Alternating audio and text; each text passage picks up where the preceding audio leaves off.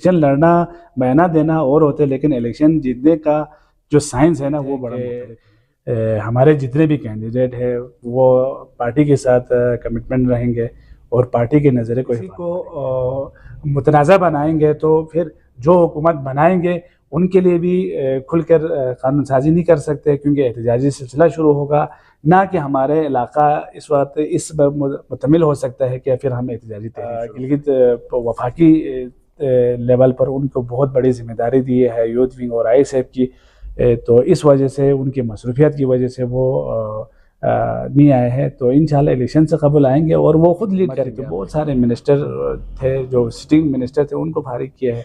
जब पार्टी में वायलेशन करते हैं या पार्टी के नज़रिए से हट जाते हैं तो ज़ाहिरी बात है फिर या तो पार्टी खुद अपना रास्ता। जलाल साहब इलेक्शन मेरे ख्याल में किसी और पार्टी से आज़ाद लड़े, उनकी अपनी मर्जी है, उनका अपना हल्का है, लेकिन पाकिस्तान तहरीक इंसाफ की प्लेटफार्म से जो खान साहब और खालिद खर्शीद साहब जिसको टिकट देंगे उसी पर हम खान साहब का नज़रिए के साथ आएंगे, हम उसके साथ देंगे।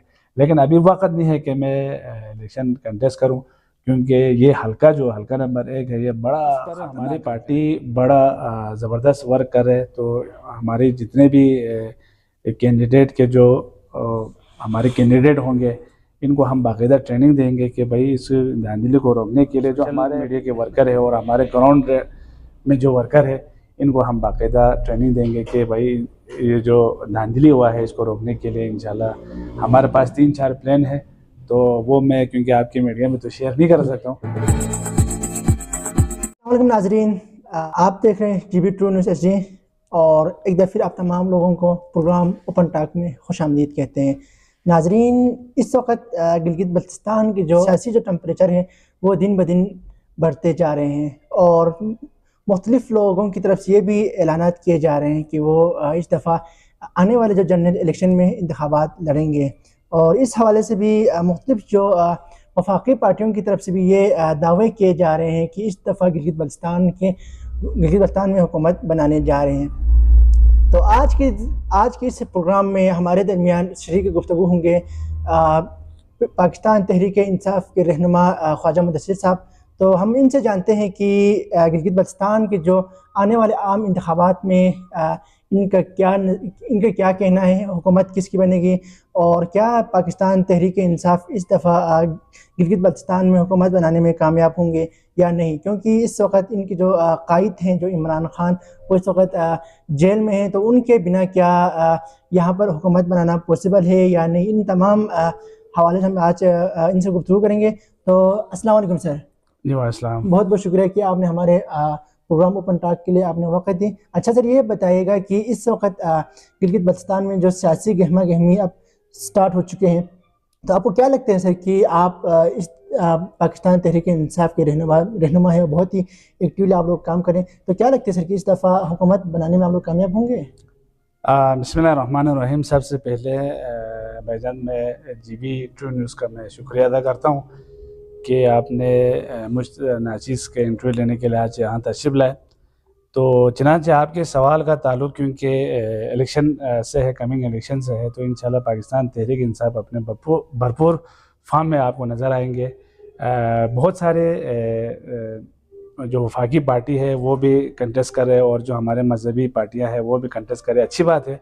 जमहूरियत का हुस्न यही है कि हर बंदा जो इलेक्शन कंटेस्ट करना चाहे वो किसी भी हल्के में अपना फार्म जमा करे और अपने कस्बत आजमाई करे। तहरीक इंसाफ का जहां आपने बात की तो चनांचे इसमें कोई शक नहीं है कि हमारा जो पैटर्न ऑफ चीफ है जनाब इमरान खान इस वक्त जेल में हैं। हमारे बहुत सारे और भी जो लीडर है वो तमाम इस वक्त जेल में है। फिर भी पाकिस्तान तहरीक इंसाफ अपने जो जमहूरी जद्दोजहद है उसको जारी रखे हुए है। तो मुझे उम्मीद है इंशाल्लाह हमारे जो वफाकी लेवल पर भी और सूबाई जो जितने भी लीडरशिप है इंशाल्लाह जो कमिंग इलेक्शन में गिलगित बल्तिस्तान खुसूसन बल्तिस्तान और गिलगित में और जहाँ जहाँ पर क्योंकि 24 हल्के हैं इंशाल्लाह हम हर हल्के में अपना उम्मीदवार भी खड़ा कर रहे हैं और कोशिश करेंगे कि जो हमारे जो वफाकी लेवल के जो जितने भी लीडरशिप है वो इलेक्शन से कबल यहाँ आएंगे और जलसे करेंगे और मुझे उम्मीद है कि हमें जलसे करने भी देंगे ये लोग। तो अभी देखते हैं कि इलेक्शन अभी नज़दीक है, हम अपने भरपूर फार्म में आएंगे इंशाल्लाह। चलो हम स्कर्दो हल्का वन की अगर बात करें तो इस वक्त मुख्तलिफ जो बयान भी यहाँ पे आ रहे हैं सर, लेकिन इस वक्त आपके जो टिकट होल्डर है राजा ज़किया साहब, वो भी इस वक्त पाकिस्तान तहरीक इंसाफ के यकीनन उम्मीदवार भी होंगे, और उसके अलावा तकीन अखुंदज़ादा के भी ऐलान किए हुए कि वो भी इलेक्शन कंटेस्ट करने जा रहे हैं। उनका जब हमने उनसे भी इंटरव्यू लिया तो वो कह रहे थे कि पिछले साल हमें टिकट नहीं मिले, लेकिन इस दफ़ा इम्कान है कि उनको मिले। तो सर क्या कहेंगे, कोई पार्टी की तरफ से कोई आप लोगों ने फैसला किया कि हमने इस दफ़ा तकिया अखुंदज़ादा को टिकट देना या राजा ज़किया साहब को? जी, पाकिस्तान तहरीक इंसाफ का शुरू से ही मौक़िफ़ यही है, हमारे जितने भी उम्मीदवार हैं जो जिस हल्के से भी अगर इलेक्शन कंटेस्ट करना है, उन सब ने एक्टिविटीज़ दिखानी होती है, और इन सब ने भी हमें मुख्तलिफ़ प्रोग्राम में, और जब हम आपस में हमारी मीटिंग होते तो कहते हैं कि अगर टिकट ना मिलने की सूरत में एक दूसरे के साथ देंगे, जिसको भी टिकट मिले उन्होंने खान साहब के नज़रिए को फॉलो करना है। तो सब अपने तरीके से डोर टू डोर कैंपेन कर रहे हैं, खुफिया कैंपेन कर रहे हैं, लोगों को अपनी तरफ से मोबिलाइज़ करके अपनी तरफ ला रहे हैं। तो जिसको भी टिकट मिले इंशाल्लाह हल्का नंबर 1 में तमाम जो हमारे कैंडिडेट जिन्होंने ऐलान किया है वो एक दूसरे को बाजू बन के हम इलेक्शन में जाएंगे इंशाल्लाह। अच्छा सर, अभी आपने भी देखा होगा, सुना भी होगा कि गवर्नर मेहदी शाह साहब का एक स्टेटमेंट आए हुए हैं कि वो लोग इस दफ़ा हल्का वन में शायद वो लोग कह रहे कि इस्लाम तहरीक इस्लामी से इतिहाद करने जा रहे हैं। तो सर आपको क्या लगता है, अगर वो लोग इतिहाद करते हैं तो क्या ये seat Pakistan Tehreek Insaf, Pakistan people party या जो इस्लामी तहरीक है वो लोग निकालने में कामयाब होंगे? इस बयान को लेकर शहर में काफ़ी हल्ला गुल्ला है, फिर अमजद साहब का भी इनके पार्टी के आपस में मामला है, लेकिन क्योंकि हम एज ए पॉलिटिकल वर्कर हम इसको मुख्तलिफ एंगल से देखते हैं। आया वो इस्लामी तहरीक को हल्का नंबर 1 में देंगे, जबकि मुझे जहाँ तक मेरी सोच है, मैं ये देख रहा हूँ कि बताना उन्होंने हल्का नंबर 1 है, लेकिन वो शायद हल्का नंबर 2 में इस्लामी तहरीक को दे दें। और यहाँ पर क्योंकि इनके आपस में ग्रुपिंग भी चल रही है, ये कहाँ तक सदाकत है, हो सकते हैं कल को इलेक्शन के नज़दीक ये लोग आपस में मिल भी जाए। लेकिन एक अजीब सी मोमेंटम, क्योंकि वफाकी लेवल पर भी आपने देखा है कि वहाँ पर दोनों पार्टी कहते हैं कि हम हुकूमत में है, आइनी ओहदों पर पीपल्स पार्टी है, जबकि जो वफाकी वज़रा है वो नून लीग के पास है, क्योंकि अक्सर तनकीद जो ज़्यादा होते हैं वो नून लीग के ऊपर होते हैं। तो वो मुफाहमत की सियासत वफाक में है, लेकिन यहाँ पर गिलगित बाल्टिस्तान में एक दूसरे को एक्सेप्ट करने के लिए ये लोग तैयार ही नहीं है। लेकिन इन फ्यूचर इलेक्शन से कबल मुझे जहाँ तक लगता है कि ये लोग को आपस में फिर मिल जाएंगे, क्योंकि एक कोऑर्डिनेटरशिप के लिए ये लोग सीट भी कुर्बान कर सकते हैं। लेकिन पाकिस्तान तहरीक इंसाफ और जो हमारे इत्तेहादी हम भरपूर तैयारी के साथ आएंगे, और इनकी सियासत पर भी हमने गहरी नज़र रखा हुआ है, और वफाकी लेवल पर भी हमें हफ्ते में एक दफ़ा जूम मीटिंग में मैं तमाम चीज़ें हमारे जितने भी अहदेदार हैं वो बताते हैं, और इंशाल्लाह आगे मैं आपको एक खुशखबरी भी सुनाऊँ कि हमारे तमाम तंजीमी जो अमल है इंशाल्लाह इसी हफ्ते में तमाम कंप्लीट भी हो जाएंगे। अच्छा सर, अभी हल्का वन में बात करें तो यकीनन पाकिस्तान पीपल पार्टी के भी एक अपना वोट बैंक है, और दूसरी तरफ अकबर ताबान वो भी अपने बेटे को इलेक्शन में उतारे तो उनका भी एक वोट बैंक है। इस तरह आप लोगों को जब पीपल पार्टी के भी अभी पाकिस्तान तहरीक इंसाफ के भी एक अपना वोट बैंक है सर, और इसके अलावा आज़ाद उम्मीदवार भी आ रहे हैं। तो आपको क्या लगता है कि इस दफ़ा जो इलेक्शन है वो सरप्राइज होंगे या कोई वफाकी जो पार्टी वो फिर हुकूमत बनाने में कामयाब होंगे? बनाएंगे तो वफाकी पार्टी ही हुकूमत बनाएंगे, मजहबी पार्टी का मुझे नहीं लगता, लेकिन अलायंस में आएंगे, क्योंकि गिलगित बाल्टिस्तान का शुरू से ही यही मोमेंटम ही यही रहा है कि वफाकी पार्टी को इसराइल से तो नहीं आया है, हमारे अपनी जमातें हैं, बिल्कुल हमारे उनके साथ इख्तलाफात अपनी जगह पर, लेकिन हमारे भाई है वो लोग भी, इलेक्शन कंटेस्ट करना हर किसी का हक है। अगर नौजवान तबका भी अगर इलेक्शन में अपने किस्मत आजमाई करेंगे मुख्तलिफ हल्कों में, मैं समझता हूँ कि आना चाहिए, नए चेहरे भी आना चाहिए, ताकि पता चले, क्योंकि इलेक्शन लड़ना बयाना देना और होते, लेकिन इलेक्शन जीतने का जो साइंस है ना वो बड़ा मुख्तलिफ है। उसमें हाजी अकबर ताबान साहब वो भी मेरे ख्याल में वो ख़ुद लड़ेंगे या बेटे से लड़वाएंगे, ये मेरे ख्याल में ताबान साहब का ख़ुद अपना वोट बैंक है। लेकिन इस हल्के में या मुख्तलिफ हल्कों में हमारी नज़रें हैं कि हमने इनको शिकस्त किस तरफ देंगे, इनको हराने के लिए हमने क्या क्या हरबे इस्तेमाल करने हैं, कौन सा हमने बयाना बना कर हमने इलेक्शन में जाने हैं। तो इंशाल्लाह हमारी तैयारी है। तो मुझे उम्मीद है कि हमारे जितने भी कैंडिडेट हैं वो पार्टी के साथ कमिटमेंट रहेंगे और पार्टी के नज़रिए को ही फॉलो करेंगे। अच्छा सर, हमेशा से गिलगित बल्तिस्तान में और ख़ासकर पाकिस्तान में भी यही इशू रहा है कि जो भी पार्टी के उम्मीदवार जीतते हैं वो कहते हैं कि इलेक्शन फ्री एंड फेयर हुए, और जो भी कैंडिडेट हारते हैं उनका यही रोना रहा है, रोते रहे हैं, या ये बात उन्होंने इल्ज़ाम लगाते रहे हैं कि धांधली हुए हैं। सर, तो इस धांधली को रोकने के लिए हुकूमत या जो इलेक्शन कमीशन होता है सर, कौन जैसे इक़दाम उठा सकते हैं जिसकी वजह से जो हारने वाले कैंडिडेट भी और जीतने वाले कैंडिडेट दोनों मुतमईन हो सकें? यार इस पर लंबी बहस है, लेकिन मैं थोड़ा सा आपको शार्ट करता हूँ। इलेक्शन जो हमारा कमीशन है इसके ऊपर बहुत बड़ी जिम्मेदारी है। अगर आपने वफाक की तरह इलेक्शन करने हैं तो गिलगित बाल्टिस्तान में फिर ना थमने वाला फिर एक एहतजाजी तहरीक शुरू होगा। अच्छा यही है कि जो मुस्बित सोच रखने वाले लोग हैं इनके ऊपर इनको आगे ला के एक निगरान सेटअप दिया जाए। तमाम पार्टी जो वफाकी पार्टी है, मजहबी पार्टी है और लोकल बुनियाद पर जितने भी पार्टी, इनको ऑन बोर्ड रखकर एक मुस्बित सोच वाले, अच्छे सोच के हामिल हमारे पास लोग हैं, इनको आप कैबिनेट में ऐसा बनाएं। इन 3-4 महीने का इनका जो टेन्योर होता है, फिर इनकी ज़ेर निगरानी आप इलेक्शन बिल्कुल फेयर एंड फेयर करें, ताकि पता चले जो फ़र्ज़ करें हमें पसंद नहीं कर रहे, हमें वोट नहीं देंगे, हम घर में बैठे। अगर लोग हमें पसंद कर रहे, मैंने बारहा प्रोग्राम में कहा है कि हमें आलू के साथ कद्दू दिया है, कद्दू के साथ बैंगन दिया है, हम इसी में लोगों को हरा के हमने पंजाब में आपने देखा है, आपने सिंध में आपने देखा है, बलूचिस्तान, लेकिन वो फार्म 45 को 47 खुदा रहा कि गिलगित बल्तिस्तान में ना करे, क्योंकि यहाँ पर वो वाले जो सिस्टम है वो यहाँ पर लागू ना करे। बिल्कुल फेयर और शफाफ इंतखाबात कराना इलेक्शन कमिश्नर की बहुत बड़ी जिम्मेदारी है। अगर आप फिर इसी को मुतनाज़ा बनाएंगे तो फिर जो हुकूमत बनाएंगे उनके लिए भी खुलकर कानून साजी नहीं कर सकते, क्योंकि एहतजाजी सिलसिला शुरू होगा। ना कि हमारे इलाका इस वक्त इस मुतमिल हो सकता है कि फिर हम एहतजाजी तहरीक शुरू करें। तो इनके ऊपर बड़ी जिम्मेदारी है जो हमारे फैसला साज इदारे हैं कि आप बिल्कुल फेयर एंड फेयर करें। हमें अगर लोग हमें चाहते हैं कि हम असम्बली में जाए तो आप फिर आप इसको तो रोक नहीं सकते, क्योंकि जमहूरियत का हुस्न यही है कि जो आवाम की वोट से इलेक्शन जीतते हैं उसको असम्बली में बैठने का हक है, ना कि चंद छछूरों को आप टिकटॉकर को आप असम्बली में भेजें।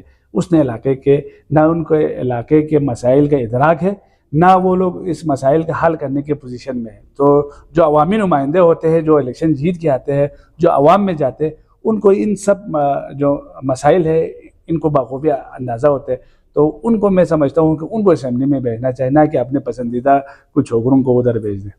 अच्छा सर, अगर बाकी जो पार्टियों से जो नुमाइंदे होते हैं वो अपने पार्टी को छोड़कर अगर पाकिस्तान तहरीक इंसाफ में शामिल होते हैं तो क्या आप उनको कबूल करेंगे, और क्या आप लोग उनको पार्टी टिकट भी उनके लिए देंगे जो इलेक्टेबल्स होते हैं, जो पीपल पार्टी नून लीग छोड़ के आपकी पार्टी में शामिल होते हैं? तो जी, पीपल्स पार्टी और नून लीग बहुत सारे जो है इसमें राब्ते में तो है, लेकिन हमारे जो सोशल मीडिया के जो हमारे वर्कर है, जो हमारे जेन्युइन वर्कर है, वो कभी इनको एक्सेप्ट नहीं करते। अब इनको पार्टी में लेना है, इनको पार्टी में रखना है, इसका फैसला हमारे वफाकी लीडरशिप और खुसूसन खालिद खुर्शीद साहब करेंगे, क्योंकि खान साहब का जो एतमाद है वो खालिद खुर्शीद है, और खालिद खुर्शीद जिस पर एतमाद करे उस पर हमारा एतमाद है।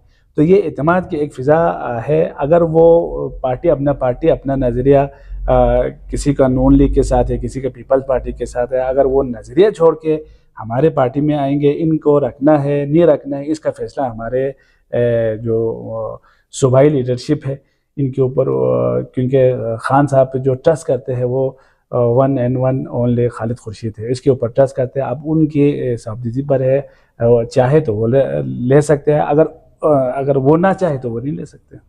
हमने खालिद खुर्शीद की बात की तो तकरीबन 1 साल के करीब होने वाले हो जब से उनकी हुकूमत चेंज हुए, वो यहाँ से पेशावर गए हुए हैं सर। तो खालिद खुर्शीद साहब क्यों गिलगित बाल्तिस्तान नहीं आ रहे हैं, क्यों? इसकी बात नहीं है, वो आएंगे, वो एक एक नज़र देखे हुए हैं, क्योंकि वो गिलगित वफाकी लेवल पर उनको बहुत बड़ी जिम्मेदारी दी है यूथ विंग और ISF की। तो इस वजह से उनकी मसरूफियत की वजह से वो नहीं आए हैं। तो इंशाल्लाह इलेक्शन से कबल आएंगे और वो खुद लीड करेंगे, आप देख लेना।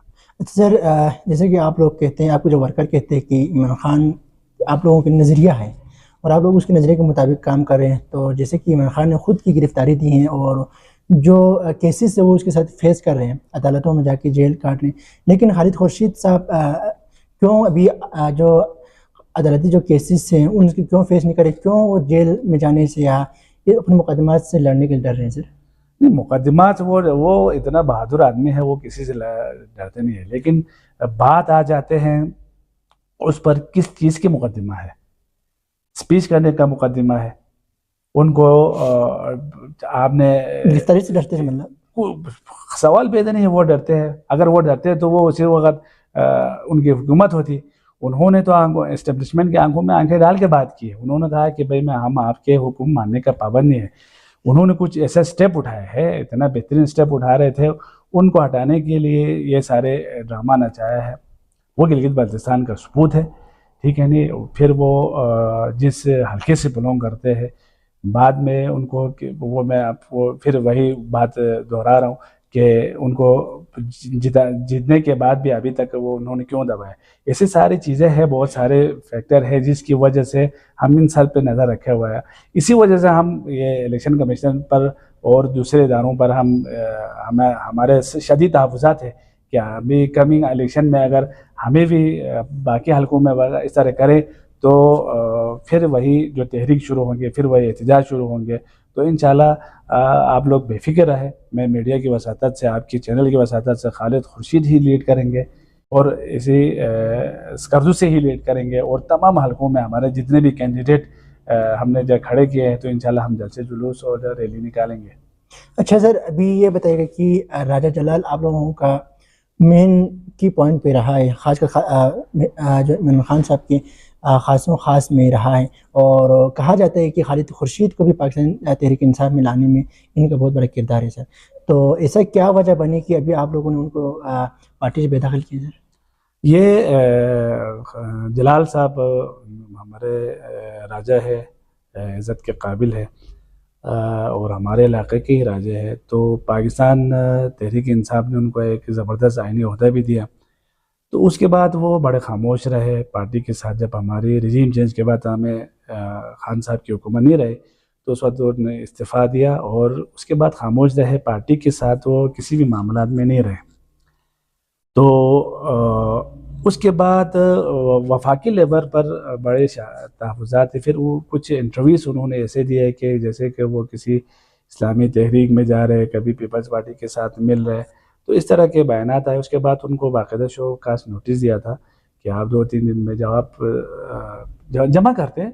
पार्टी के जमहूरियत में और पार्टी में तो यही हुस्न है कि अगर मेरा खिलाफ अगर कोई शो कास्ट नोटिस है तो मैं उसका जवाब देता। आप सोशल मीडिया के ज़रिए देते, वो पहुँच जाते हैं उधर, वफाकी लेवल पे पहुँच जाते हैं कि आपकी ऐसी क्या मजबूरी थी कि आप बिल्कुल खामोश रहे। तो उन्होंने खामोश रहा, तो पार्टी ने फिर ये बड़ा बोल्ड फैसला लिया है इसके ऊपर। नहीं, हमारे सेनेटर्स और तकरीबन KPK में भी जब खान साहब की हुकूमत थी तो बहुत सारे मिनिस्टर थे जो सिटिंग मिनिस्टर थे, उनको फारिग किया है। जब पार्टी में वायलेशन करते हैं या पार्टी के नज़रे से हट जाते हैं तो ज़ाहिरी बात है फिर या तो पार्टी खुद अपना रास्ता निकालते हैं।